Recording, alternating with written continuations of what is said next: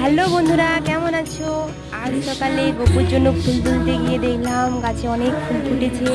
ইচ্ছে হলো গপুর জন্য একটা মালা তৈরি করি। মালাটা কেমন লাগলো কমেন্টে জানিও।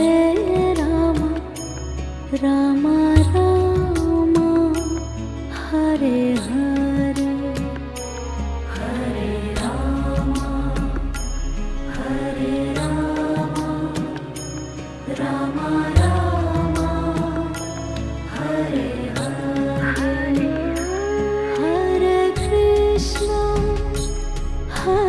কৃষ্ণ কৃষ্ণ কৃষ্ণ হরে হরে হরে কৃষ্ণ